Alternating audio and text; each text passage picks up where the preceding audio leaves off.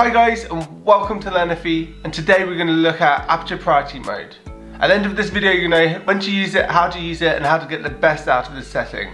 Before we get into the details, let's have a look at what aperture is. Aperture is the opening of the lens's diaphragm. The wider the diaphragm opens, the more light that enters into the lens. The smaller the diaphragm, the less light that enters the lens. We measure aperture in f values. The lower the aperture value, the wider the diaphragm is opened within the lens. So aperture f1.4 will be a very wide opening in the lens, where f22 will be a very small opening in your lens. Not only does opening the diaphragm of the lens change how much light enters into the lens, what it also does is affects the depth of field. A low aperture value of f1.4 creates a very shallow depth of field, so it's only a small part of the photo that will be in focus. Where if you have a much higher aperture value, f14 to f22, then you have a much larger depth of field, so more of the photo will be in focus. We know the basics of the aperture. Why would you use aperture priority mode as opposed to full manual mode? Well, when you put your camera into full manual mode, you have to adjust the shutter speed, ISO and aperture.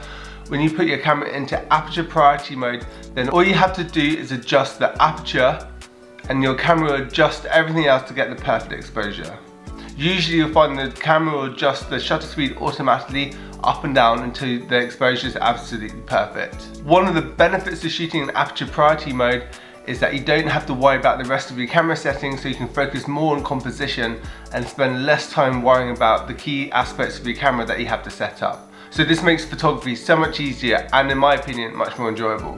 Another good reason to put your camera into aperture priority mode, if you're just starting out as a beginner photographer and you want to start experimenting away from program mode, then putting your camera into aperture priority mode will help you learn the key aspects of adjusting that aperture without making it too complicated, so it's a really good learning tool as well. And it's definitely well recommended for any beginner photographer to start experimenting in aperture priority mode. There's lots of reasons why you put your camera into aperture priority mode, but in my opinion, the main reasons are if you're going to photograph a landscape, then you can put your camera to a higher aperture value, say between f12 to f14 to get that maximum depth of field, so the whole of the picture is nice and sharp. Another time that I'll be using aperture priority mode is if I want to photograph a portrait, but this time I'll be putting it into the lowest aperture value possible, so between f1.4 if my lens can go that low, and the reason being is I have a nice shallow depth of field shot. If you ever see those beautiful portraits with the subject nice and focused and the background blurry, while shooting in a low aperture value will definitely make this possible.